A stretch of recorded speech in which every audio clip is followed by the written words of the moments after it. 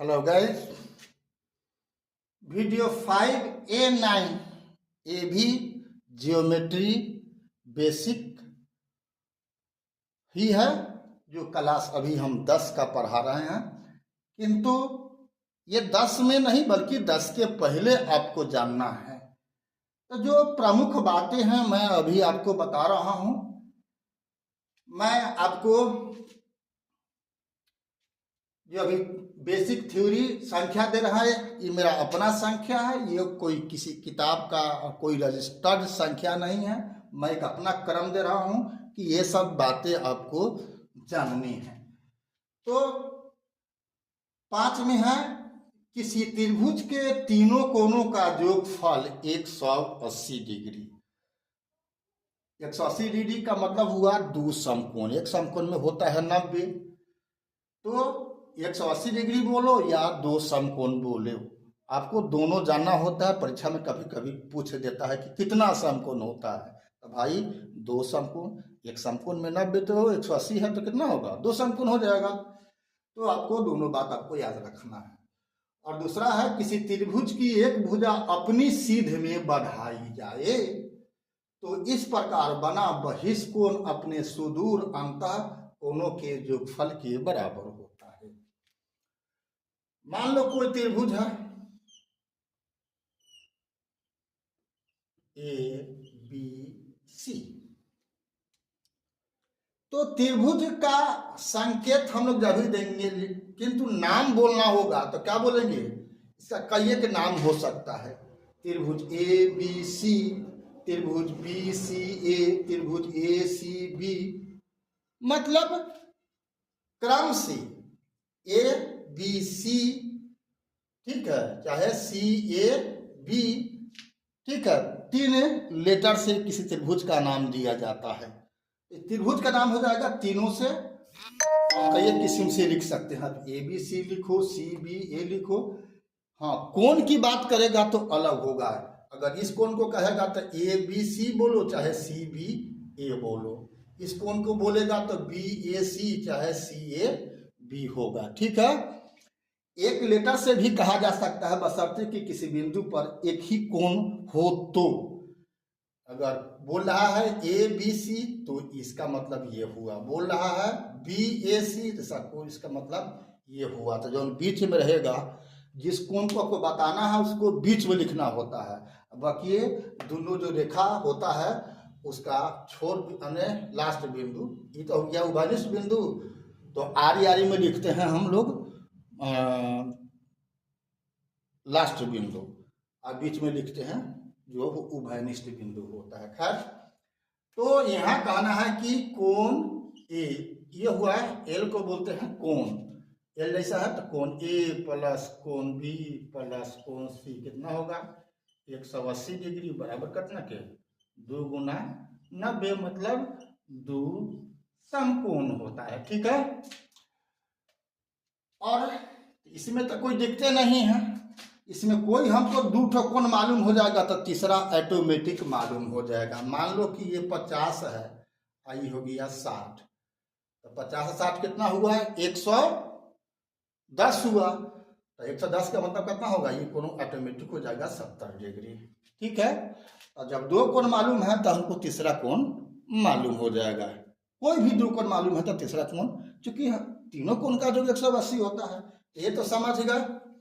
अब आते हैं आपका बहिष्कोण। तो बहिष्कोण का क्या कहा कि किसी त्रिभुज की एक भुजा, मान लो यही ABC है, इसको बढ़ा दिए, तो इसी को हम बढ़ा दे रहे हैं। ठीक है, BC को हम मान के चलो यहाँ पर M कर दिए, इसको बढ़ा दिए M तक, इसको BC को बढ़ा दिए, तो कोण बहिष्कोण कौन बना? ये कोण बना, ये बना। कौन कोण बना? बहिष्य कोण, है ना, ये बहिष्कोण बना। तो कहता है कि किसी त्रिभुज की एक भुजा अपनी सीध में बढ़ाई जाए तो इस प्रकार बना बहिष्कोण अपने सुदूर अंतः कोणों के योगफल के बराबर होता है। अंतः कोण, त्रिभुज का जो अंदर का कोण हुआ उसको बोलते हैं अंतः कोण। तो कब कोण हुआ? तीनों कोण हुआ। मान लो कि 1 है, 2 है और 3 है। तो ये तीनों कोण जो है से त्रिभुज का क्या हुआ, अंतःकोण हुआ। ठीक है, बात समझ गया। त्रिभुज में तीनों कोण बनवे करता है हर हाल में, तो अंतःकोण त्रिभुज का क्या हुआ, 3 गो। अगर बहिष्कोण कहेगा तो इसे तो यहाँ बना हुआ है, इसी ढंग से हर शेष बिंदु पर बहिष्कोण बन सकता है। ठीक है, तो वो बहिष्कोण की चर्चा अभी नहीं कर रहा, अभी हम काम के लायक कर रहे हैं। तो इस भुजा को बढ़ाए तो इस रेखा के और बढ़े हुए भुजा के बीच का जो कोण होगा उसी की चर्चा कर रहा है। क्या कहा है, ये कोण अपने सुदूर अंतः कोणों के योग के बराबर होगा।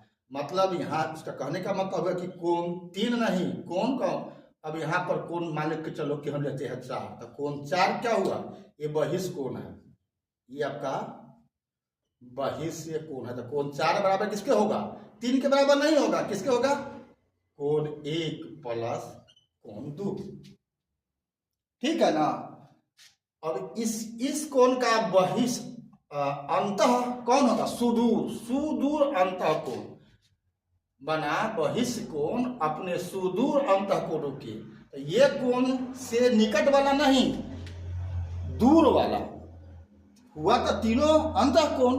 तो इसके करीब में कौन हुआ, 3, तो 3 नहीं, दूर, सुदूर यानी अपने से दूर, सुदूर अंतः कोण यानी अपने से दूर। तो कोण 4 का ये निकट वाला है, ये दूर वाला है, तो ये दूर वाला के योग के बराबर होगा। ठीक है, अब मान लो कि ये है 50 और ये है कितना 60, तो 6 5 11, ये कितना हुआ 110 डिग्री होगा। क्या होगा, ये अगर 50 है, ये अगर 60 है, तो ये किसके बराबर होगा, 6 5 11 110 डिग्री के नियम के आधार पर। अब सोचो कि अब ये 50 60 है, तो ये कितना होना है, तो ये अभी रैखिक युग्म है, 110 है, तो ये कितना होगा 70 होगा। क्या होगा, 70 होगा।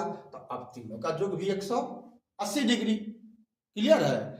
तो कोई भी नियम होता है कि एक दूसरे को काटता नहीं है, सब एक दूसरे का सपोर्ट करता है, समर्थन करता है। ठीक है, समझ गए हो गया इस बात। अभी भी कुछ थ्योरम अभी बाकी है जो हम अगला वीडियो में बताएंगे। ठीक है, अभी तक अगर हमारे profile BKR Kushwaha Instagram, Facebook और यूट्यूब तीनों पर यही है। अगर आपने इंस्टाग्राम और फेसबुक पर फॉलो नहीं किया है तो आप फॉलो के जहाँ भी रहेगा उसको क्लिक कर देना, फॉलोइंग हो जाएगा, मेरा फॉलोअर्स बन जाएगा। ठीक है, और यूट्यूब पर आपको बेल को दबा दीजिएगा, सब्सक्राइब हो जाएगा। ठीक है, तीनों पर मेरा एक ही प्रोफाइल है BKR कुशवाहा। ज़्यादा असुविधा होगा तो उसमें जोड़ देगा BKR कुशवाहा मैथमेटिक्स लिख देगा, बस आप वहीं पहुंचा देगा। कोई दूसरा नाम अगर होगा तो वो भी बात खत्म हो गया। इसलिए कि हम दुलरुआ मैथमेटिक्स में BKR कुशवाहा के नाम से हैं। हो सकता है कोई अपवाद हो भी, नया इसमें चूंकि तो ऐड होता रहता है। ठीक है, तो हम फिर मिलते हैं अगला वीडियो में। तब तक के लिए जय हिंद, जय जगत, जय भारत।